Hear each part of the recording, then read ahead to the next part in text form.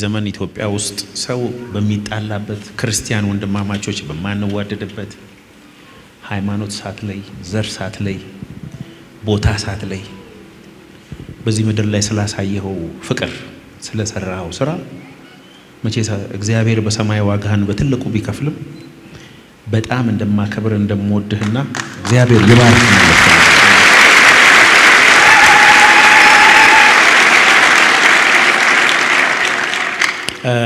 ጥያቄ አንድ ዛሬ ጋዜጠኛ ነኝ።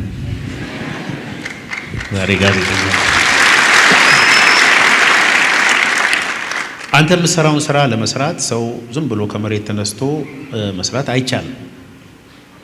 የሆነ ቦታ ላይ ተነክተሃል፣ የሆነ ሰው ኢንስፓየር አድርጎሃል ወይ ደግሞ የሆነ ታሪክ ይኖራልና መጀመሪያ ይሄ መስጠት ለሰው መኖር ማካፈል ደግነት ከየት ነው የተማርከው? የት ነው ያገኘው? እንዴት እዚህ ነገር ውስጥ ልትገባ ቻልክ? እግዚአብሔር ሰው አመሰግናለሁ ስለ ጥያቄው። ከፈቀድክልኝ አንድ ነገር ብቻ ከጥያቄ ቀድሜ ልበል። እኔ እታያለሁ? እኔን የሚያዩ አይኖች፣ እኔን የሚያውቁ ሰዎች፣ ስለ እኔ ምንም የሚወራው ታሪክ የለም። ታሪክ የእግዚአብሔር ነው።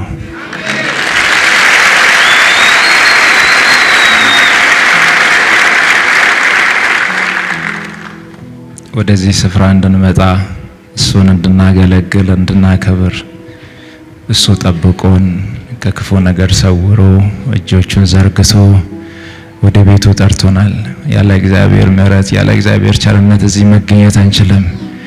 ለዚህ ሰዓት ያበቃንን የረዳንን እግዚአብሔርን እስቲ አንዴ ቆመን እናመስግን።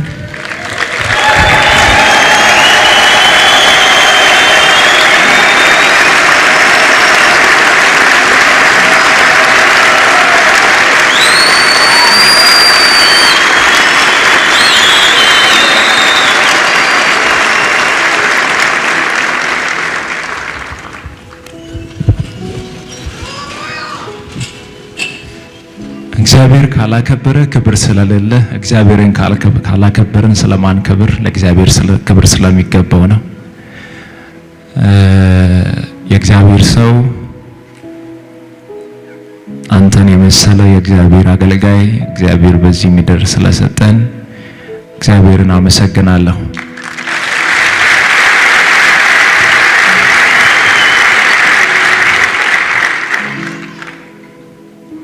በመጀመሪያ ደረጃ የኔ መነሻም መጨረሻዬም እግዚአብሔር ነው። የኔ ክብር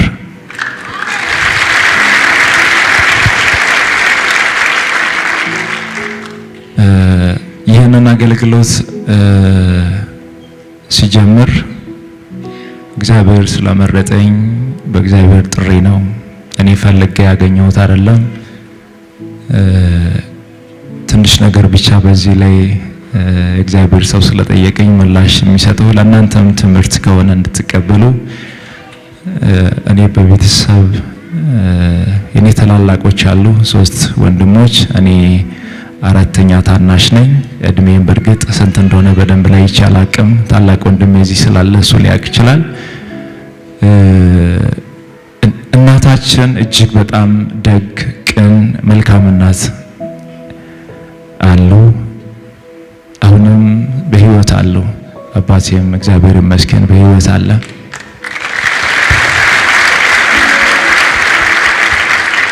እኛ ቤት ውስጥ መልካምነትን፣ በጎነትን፣ የእግዚአብሔርን ስራ እያየሁ ነው ያደግኩት።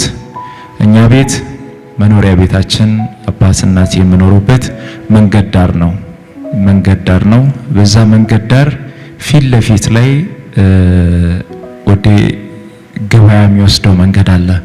እኛ አካባቢ ላይ ከዙሪያው ያሉ ሰዎች፣ እናቶች፣ አባቶች እቃ ተሸክመው የሚሸጥ ነገር ይዘው ወደ ገበያ ይሄዱና ከገበያው ሲመለሱ እኛ ቤት ፊት ለፊት ላይ ሲያገኙ በጣም ረጅም ዳገት ከጨረሱ በኋላ ነው እኛ ቤት ፊት ለፊት ያለው።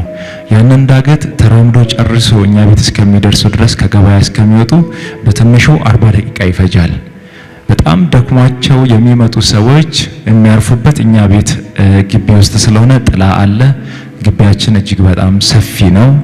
ስለዚህ የመጡ ሰዎች ሁሉ ያንን ዳገቱን ከጨረሱ በኋላ እኛ ግቢ ገብቶ እዛ ጥላ ላይ ያርፋሉ። ስለዚህ ደክሟቸው አልባቸው ተጠምቶ ተርቦ የሚመጡ ሰዎች የማርፉበት ቦታ ስለሆነ እናቴ ያንን መንገድ ደክሟቸው የሚመጡ ሰዎች ውሃ እንዲጠጡ በጀሪካን ውሃ እዛ ቦታ ላይ ታስቀምጣለች። ውሃው የሚገዛው 20 ሳንቲም ነው። ሃይላንድ አይደለም፣ የቦምባ ውሃ ነው የሚገዛው። ያ ውሃ ይቀመጣል። ማንም ሰው እኛ ግቢ ሲመጣ እዛ ጥላ ላይ ያረፈ ሰው ያንን ውሃ ጣጥተው ረክተው ጸልየው አመስግነው ይሄዳል።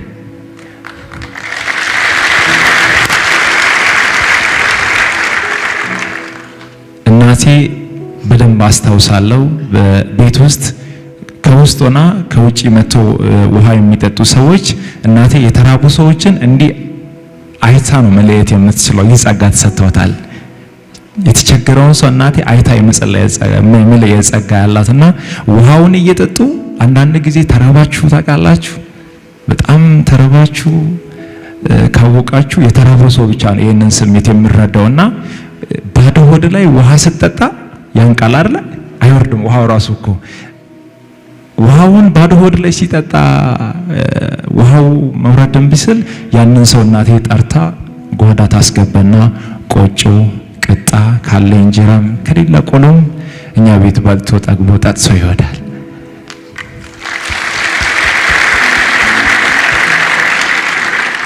ይህንን መልካምነት እያየው አደኩ።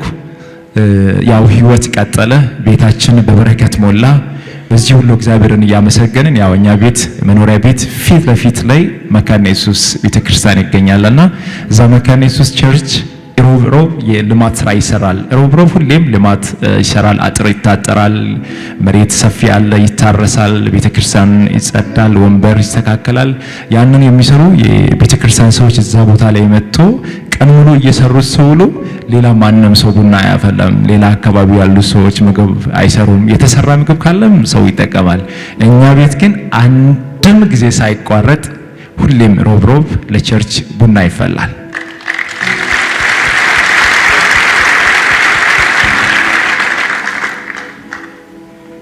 ከዛ እግዚአብሔርን እያገለገልን በእግዚአብሔር ቤት ነው ሁላችንም ያደግነው። መጨረሻ ላይ በእንደዚህ አይነት ሁኔታ እያገለገልን ቀጠልንና የሆነ ጊዜ ላይ ድንገተኛ በረከት የኛን ቤተሰብ ያገኛል። ድንገተኛ በረከት ያው በረከቱ ምንድነው? እኛ ቤት ቅድም እንዳልኳችሁ መንገድ ዳር ስለነበር ትልቅ መኖሪያ ቤት አለን፣ ሱቆች አሉ፣ ቡና አለ፣ ትልቅ ማሳ ነው ያለውና አንድ ይሄ አስፋልት መንገድ ሲያልፍ የኛን ማሳ ሙሉ በሙሉ አንስቶ አለፈ። መኖሪያ ቤቱን አነሳ፣ ሱቆቹን አነሳ፣ የክራይ ቤቶችን አነሳ፣ ቡና ተነሳ። ያለው ነገር ሁሉ ሲነሳ እዛኔ ክፍያ ይከፈላልና ብዙ ሚሊዮን ብሮች ይከፈላሉ። የተከፈለው ሚሊዮን ያንን ሁሉ ብር ቤተሰብ እኔን በጣም ስለሚወደኝ በጣም ስለሚያምኖኝ ያንን ሁሉ ንብረት ያንን ሁሉ ሀብት አብነት አንተ ተቆጣጠር ተብዬ ያንን ሁሉ ሚሊዮን ብር እኔ ነበርኩ የሚቆጣጠረው። እኔ ሰርቼ ባመጣሁት ነው ለቤተሰብ የሚያስፈልገውና መንገር ማደርገው። ብዙ መኪናዎች ነበሩ፣ ብዙ ቤቶች ነበሩ፣ ብዙ ንብረት ነበር፣ ብዙ ሞተር ሳይክሎች ነበሩ። እግዚአብሔር ይመስገን ጥሩ ሁኔታ ለእግዚአብሔር ባረከኝና ትንሽ በሀብት ተመካው። ሁሉ ነገር በአንዴ ሲመጣ አስቸጋሪ ነው። አንድ ጊዜ መኪናውን ወስጄ አንዱን አቆምና ሲደብረኝ ሌላውን መኪና አስነስቼ ሄዳለሁ። መኪናውን የሆነ ሳለ አምጥቼ አቆምና ሞተር ሳይክሉን አስነስቼ ሄዳለሁ። እግዚአብሔር አይቶ ይህ ገንዘብ ሊያጠፋኝ እንደሆነ ተረዳና 6 ወር አልሞላም አረጋጋው። ሀብቱ ተረጋጋ። መስማር እንዲይዝ አደረገ ማለት ነው። ሀብቱ ተረጋጋ ስላችሁ መኪናዎች፣ ቤቶች፣ ሞተር ሳይክሎች፣ ብዙ ንብረት በአንዴ ዜሮ ሆነ። ዜሮ ሲሆን ቤት ገባው። እኔ ቤት ገባውና ያው ከስሬ ማለት ነው ምንም ነገር የለም፣ ባዶ ነው። በእኔ ምክንያት ቤተሰብ አንገት ደፋ፣ ወንድሞቼን አንገት አስደፋው፣ እናቴን አባቴን አንገት አስደፋው፣ እኔም አንገት ደፋው። እንደው አንገት ደፍቼ ብቻ ብቀር ምን ችግር አለ? ከተማ እየወጣው ከጓደኛ ጋር ሸቡና እያልኩ አንገት መድፋት እኮ አንዳንዴ ጥሩ ነው። ለብሳችሁ መውጣት፣ ለብሳችሁ ከጓደኛ ጋር ለብሳችሁ ለቅሳችሁ ሰርግ መሄድ እኮ ጥሩ ነው። የኔ በጣም ከባዱ ቻሌንጅ አንገት መድፋት ጥግ ያለኝ ሁሉ ነገር ሲያልቅ ልብስ አውጥቼ እሸጣለሁ። ሱሪ 50 ብር እሸጣለሁ፣ ጂፓስ እሸጣለሁ፣ አልጋ እሸጣለሁ። ሁሉ ነገር አለቀና ግራ ገባኝ። በሆነ አጋጣሚ ላይ ወንድሞቼ 50 ብር ከሰጡኝ በጣም ደስ ብሎኝ ትላንት በነበረኝ ሀብት በነበረ ሰዓት ላይ የነበረው ጓደኞቼን ፈልጋቸው ሄድና ያችን 50 ብር እነሱ ሻይ ቡናውን ተጠቅሞ ምግብ በልተው ከጨረሱ በኋላ 50 ብር ምን መጠቀም እንደሚችል በደንብ አጣርቼ ሻይ ቡና ጣጥሰው ምግብ በልተው ጨርሰው ጥግ ላይ በተቀመጡበት እኔ መጣና ጥግ ላይ ቁጭ ብዬ መኪያቶ ብያዛለሁ። ከነሱ ጋር እኩል ከተጠጣው ከተጠቀሙ ይሄ ገንዘብ አዋጥቶ መክፈል አለ አይደለ? ያንን መክፈል አልችልማ። 50 ብር ብቻ ናት ያለች። እሱንም ልብስ ሽጬ ያመጣሁት ማለት ነው። በጣም በከባድ ስቃይ ውስጥ ገባውና ተስፋ መቁረጥ ጀመርኩኝ። ቤት ገባው፣ ቤት መኖር ጀመርኩ ለ1 ዓመት። ከየት ወርጄ ነው? ከዛ ላይ እነዛ መኪናዎች እነዛ ንብረት ሁሉ ነገር ከእጄ ተበትነው በዛ ሁሉ ስቃይ ውስጥ እያለው ተስፋ ቆርጬ ቤት ተደብቄ እያለው በካንሰር ታመምኩ። አሁን ደህና ነኝ እኮ እግዚአብሔር ይመስገን።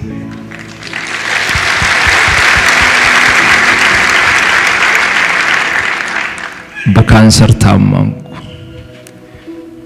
በካንሰር ሲታመም እግሬን ስለታመምኩ እግርህ ከጉልበት በታች ይቆረጥ ተባለ።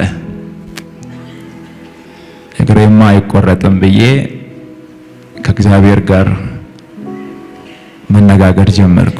እንዲህ ብዬ እግዚአብሔርን ጠየቅኩት፣ እግሬን የምትፈውስ ከሆነ በእነዚህ እግሮቼ ቆሜ አንተን አገለግላለሁ አልኩት።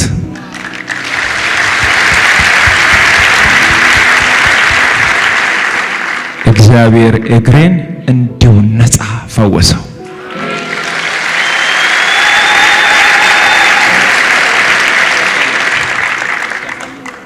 የሚታይ ከሆነ ይታያል። እዚህ ጋር የጠባስ ይሄኛው ቦታ ነው በካንሰር የታመምኩበትና ይሄኛው አሁን በስጋ ተሸፍኖ ደህና ነኝ። በዚህ እግር ዘላለሁ፣ እንቀሳቀሳለሁ፣ ይሰራለሁ። ይሄኛው እግር ነበር ጠላት ይቆረጥ ያለው። እግዚአብሔር ግን አይቻልም ብሎ ከለከለው።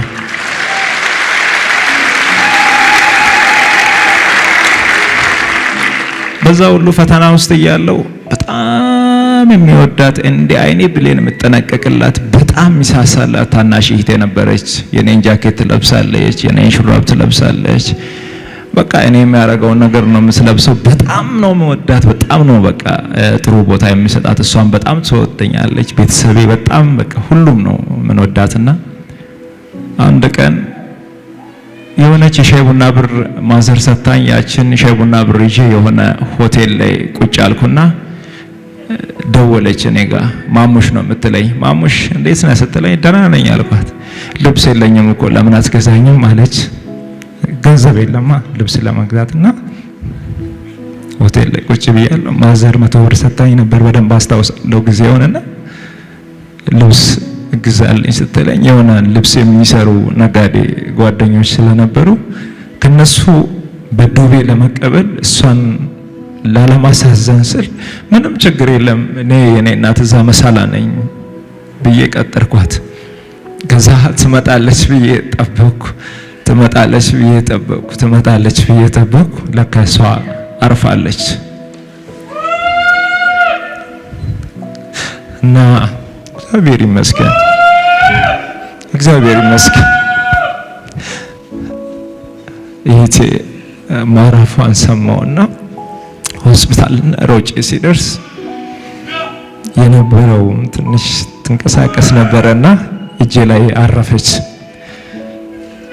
ሌላኛው ፈተና ገጠመኝ ማለት ነው። ከዛ በኋላ ራሴን አላቅም በብዙ መንገድ ተጎዳውና እንደምንም ጥርሴን ነክሼ እህቴን ቀበርኳት።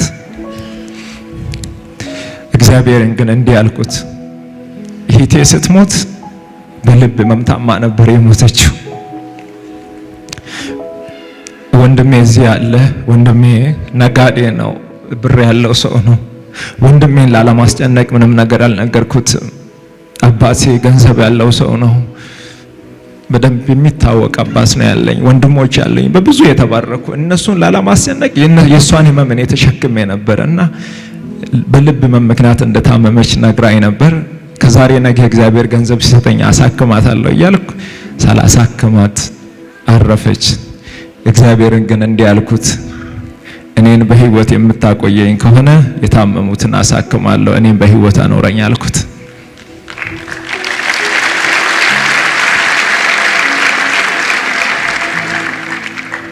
አንድ ግን ከኔ ያልተላቀቀ ከባድ ፈተና ነበር። በዛ ሁሉ መሃል ማጣት፣ አንገት መድፋት፣ ብቸኝነት፣ መራብ፣ መጠማት፣ መከፋት ከኔ ያልተለየም። ያ ሁሉ ፈተና ሲገጥመኝ ሁሉን ነገር ከጨረስኩ በኋላ አሁንም ለመመለስ በሰው ፊት መውጣት አልችልም። ኪሴ ባዶ ነው፣ ቤቴ ባዶ ነው፣ ህይወቴ ባዶ ነው። እግዚአብሔርን እንዲህ ማለት ጀመርኩት፣ ትላንት የሰጠኸኝ አንተ ነህ፣ ትላንት የባረከኝ አንተ ነህ። ሲሄድም እያየህ ነው። በነገር ሁሉ አንተ ትክክል ነህ። ከዚህ በኋላ አንድ ነገር ልለምን፣ አንድ ነገር ልጠይቅ። እግዚአብሔር አምላክ ሆይ በሰጭነት በረከት ባርከኝ። እግዚአብሔር ሆይ ኪሴ ሙሉ ይሁን።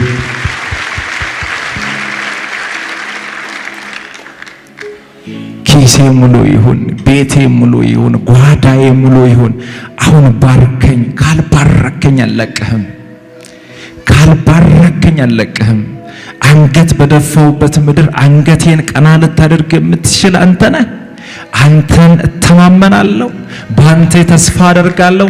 አንገቴን ቀና አድርግ፣ እኔና እግዚአብሔር አንላቀቅም ብዬ አስጨነኩት። ሰላም ከለከልኩት። ቀንና ማታ ለሰው ብትናገሩ፣ ለሰው ችግራችሁን ብትነግሩ ሰምቶ ባልሰማ ሊያልፍ ይችላል። መጣ ደግሞ ሊል ይችላል። እኔ ቀንና ማታ እግዚአብሔርን ባርከኝ። አሁን በሁሉ ነገር ተፈትኛለሁ። ማጣትን አይቻለሁ፣ ማግኘትን አይቻለሁ። የሚወደውን ሰው በማጣት ተፈትኛለሁ፣ ታምሜያለሁ። በቃ ሁሉ ነገር በቃኝ። አሁን ከባረከኝ ለአንተ እኖራለሁ ብዬ እግዚአብሔርን አስጨነኩት። ሰላም ከለከልኩት። የመጨረሻ ውላችን ከእግዚአብሔር ጋር ከሰጠኸኝ፣ ከዚህ በኋላ ከባረከኝ፣ ከዚህ በኋላ በህይወት ካኖርከኝ የሰጠኸኝን ሁሉ ለአንተ እሰጥሃለሁ፣ ለቤቴ ያገለግላለሁ፣ የተራቡትን አበላለሁ፣ የታመሙትን አሳክማለሁ ብዬ ለእግዚአብሔር ነገርኩት። ይህንን ቃል ከእግዚአብሔር ጋር ከገባው በኋላ የኔ ነገር አዲስ እየሆነ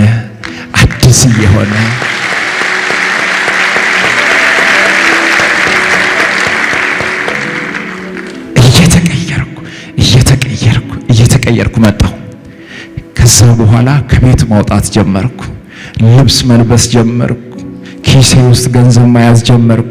ከዛ በኋላ ወንድሞቼ ገንዘብ አላቸው፣ አባቴ ገንዘብ አላቸው እኮ። እኔ ወደ እነሱ ፊት ምን ብዬ ሊሄድ እኮ ነው የያዝኩትን የበተንኩ ሰው፣ ያን ሁሉ ንብረት ከእጄ ያጠፋው ሰው ምን ብዬ ወንድሜ ጋር ልሄድ? አዲስ አበባ ብኖረው ወንድሜ ጋር ምን ብዬ አባቴን ድጋሚ ሊጠይቅ? አፈርኩ። እግዚአብሔር ከዛ በኋላ እጄን ባረከ። የነከቡት ሁሉ ይባረካል።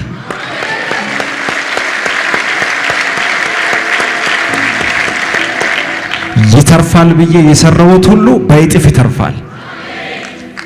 በአጭር ጊዜ ውስጥ እግዚአብሔር በብዙ በረከት ባረከኝ።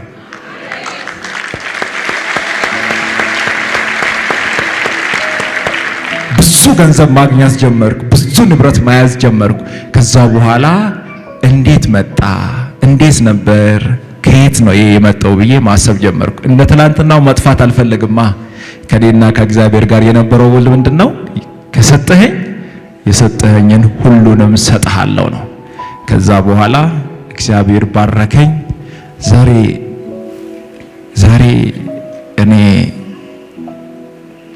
እኔ እዚህ ቦታ ላይ መቀመጥ እኮ እውነት ለመናገር የሚገባኝ ሰው አይደለሁም። እግዚአብሔር ስለፈለገ እግዚአብሔር ስለወደደኝ ነው። የእግዚአብሔር ጊዜ ስለሆነ ነው።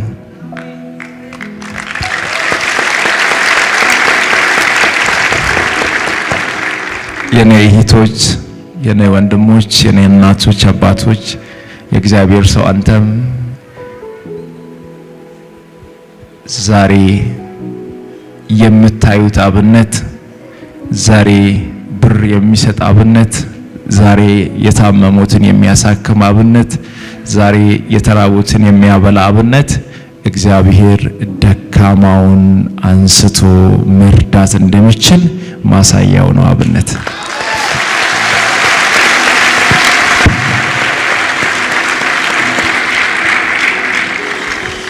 ዋው! የመጨረሻ ጥያቄ ልጠይቀው። በአንተ የእግዚአብሔርን ምሕረት የእግዚአብሔርን ፍቅር አይተናል። በእውነት በዚህ ዘመን ለካ እግዚአብሔር ሰው አለው፣ ለካ በፍቅርም የሚንቀሳቀስ የሚኖር ሰው አለ የሚል ማሳያ ነህ አንተ። እና እንዲሁ ለወጣቱ፣ ለተቸገረ፣ ለታመመ፣ ተስፋ ለቆረጠ፣ እግዚአብሔር በኔ ሊሰራ አይችልም ላለ፣ ከራሱ አልፎ ከሞት አልፎ ሰው ለብዙዎች መትረፍ እንደሚችል አንተ ማሳያ ነህና ምን ተመክራቸዋለህ? በዓለም ዙሪያ ይህንን ቪዲዮ የሚያዩ አንተን የሚወዱ በሚሊዮኖች የሚቆጠሩ ሰዎች አሉና መጨረሻ ላይ የምትመክራቸው ነገር ካለ? በመጀመሪያ ደረጃ እኔን እየረዳኝ ያለው የሚረዳኝ እግዚአብሔር ነው። የሰው ልጅ በአቅሙ ሊበረታ አይችልም። በእውቀቱ የሚፈልገውን ነገር ማሳካት አይችልም። በሀብት የፈለገውን ነገር መግዛት አይችልም። በእግዚአብሔር ፈቃድ ነው ሁሉ ነገር የሚሆነው። ከዚህ በተጨማሪ ግን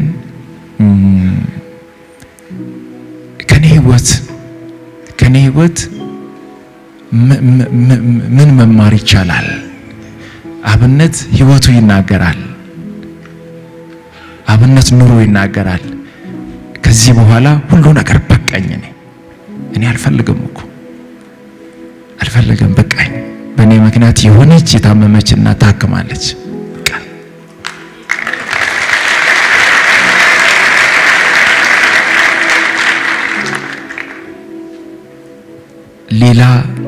ሌላ ነገር እኔ አልፈልግም። ዘንጦ መልበስን አልፈልግም። ጥሩ ሆቴል መጠቀምን አልፈልግም። ዘመናዊ መኪና መንዳትን አልፈልግም። አይቻለሁ ሁሉንም ነገር። እኔ የሚፈልገው በዚህ ሰዓት ላይ ምንም ያላገለገልኩ ሰው ነኝ። ምንም ያልሰራው ሰው ነኝ። ገና ነኝ፣ ታች ነኝ። ብዙ መስራት እፈልጋለሁ። ብዙ ማገልገል እፈልጋለሁ። እውነት ለመናገር ወጣቱ ከኔ ይማራል ብዬ የሚጠብቀው ነገር የለም። ወጣቱ ከኔ ትምህርት ይወስዳል ብዬ የሚያስበው ነገር የለም። አንድ ነገር ግን ይታየኛል። አንድ ነገር ይገበኛል። አንድ ነገር እግዚአብሔር በእኔ ላይ እንዲሰራ የሚፈልገው ነገር አለ። እግዚአብሔርን እንጠይቅ። በእግዚአብሔር ፊት ዝቅ ብለን እንለምን። እግዚአብሔርን እናገልግል። እግዚአብሔር የወደቁትን ያነሳል። እግዚአብሔር የተናቁትን ያስታውሳል። እግዚአብሔር ከተጨነቁት ጋር ይሆናል። እግዚአብሔር የት ይደርሳል? አይረባም፣ አይጠቅምም፣ እሱ አይመጥንም እዚህ ቦታ የተባለውን ከፊት ለፊት ማቆም ይችላል። እኔ አንድ የተረዳሁት ይሄንን ነው።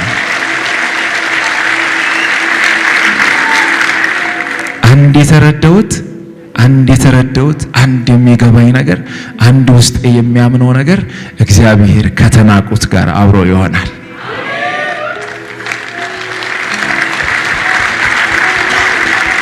እግዚአብሔር የወደቁትን ያነሳል። እግዚአብሔር ሰው እኔ ከልቤ የማይጠፋው ቦረና የገጠመኝ ነገር ልንገርህ። ቦረና የሚባለውን አገር ሲሄድ በረሃብ የተጎዱ ወገኖች በዛ ጊዜ ላይ እንደው እግዚአብሔር ከረዳኝ እንደው አንድ ደርዘን ሃይላንድ ውሃ ቢሰጣቸው ብዬ ነበር የሄድኩት። ታስታውሳላችሁ? የነካሁት ሁሉ ይባረክ ነበር።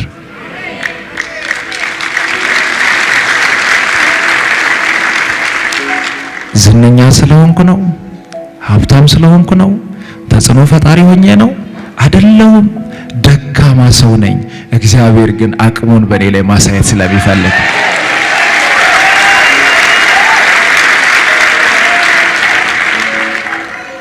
ጎፋ በመሬት መንሸራተት ምክንያት ያ ሁሉ ህዝብ ሲያልቅ አብነት እዛ ቦታ እንዳትገባ እንዳትረግጥ፣ ያ ቦታ ይሰምጣል፣ ትሞታለህ፣ ውጣ። እግዚአብሔር ሆይ እኔ እገባለሁ፣ አንተ ቀድመህ ግባ። እግዚአብሔር ሆይ የጎፋን ነገር ለአንተ አሳልፍ የሰጠው አንተ ተናገር። እዛ ቦታ ላይ የኔ ክብር እንዳይታይ ያንተ ክብር ከፍ ብሎ ይታይ። የኔ ስም እንዳይጠራ በኔ ላይ ያንተ ስም ይጠራ። የማገለግለው አገልግሎት፣ የሚሰራው ስራ፣ የኔ እንቅስቃሴ እውነት እውነት እውነት እውነት እውነት እውነት ነው የምላችሁ። አንዱ በኔ አቅም አይደለም፣ በእግዚአብሔር ነው።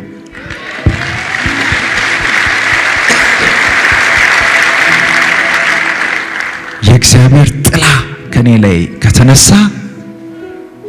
የሚወድቅ ሰው ነኝ። በእግዚአብሔር እጅ መዳፍ ላይ ስላለው ማንም ጠላት ሊያገኘኝ አይችልም።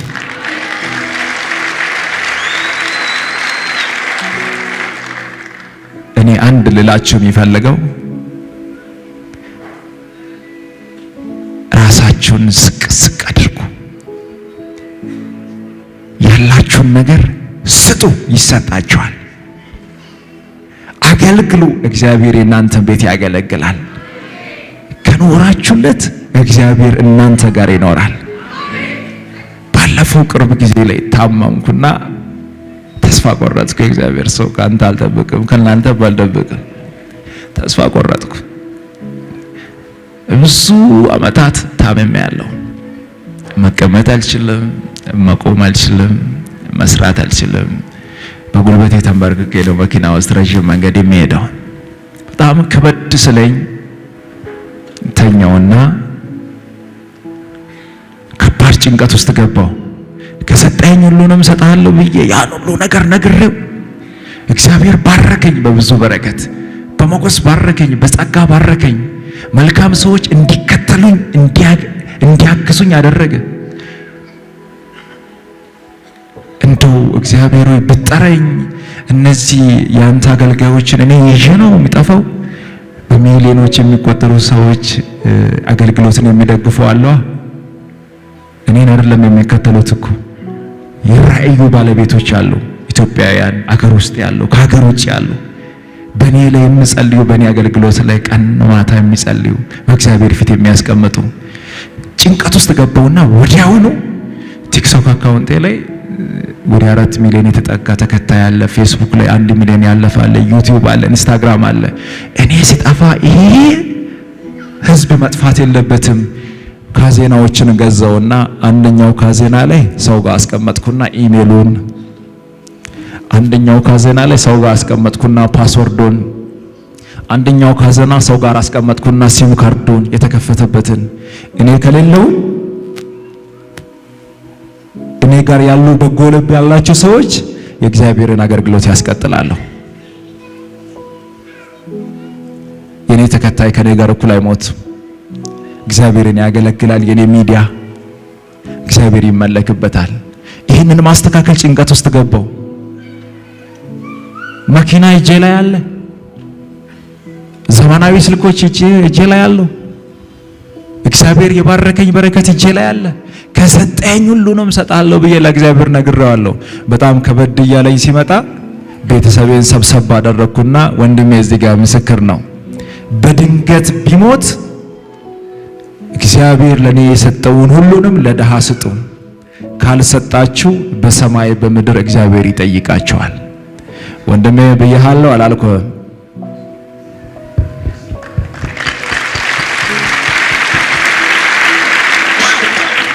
አሁንም እናንተ ምስክሮች ናችሁ።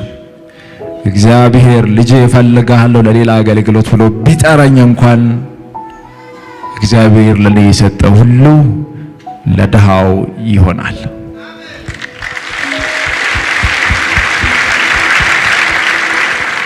ታዲያ ከኔ ምን ተማራችሁ? ገንዘብ አለ፣ ስልጣን አለ፣ ስም አለ፣ ሁሉ ነገር የሚቀር ነው። ሁሉን ነገር የምትተውት ነው። የሆነ ጊዜ ከበድ ብሎ ሲመጣ፣ የሆነ ጊዜ ጨንቋችሁ፣ የሆነ ጊዜ ሁሉ ነገር ተሰብስቦ ሲመጣ ሁሉ ነገር አንድ ይሆናል። የምንሄደው ወደ እግዚአብሔር ጋር ነው።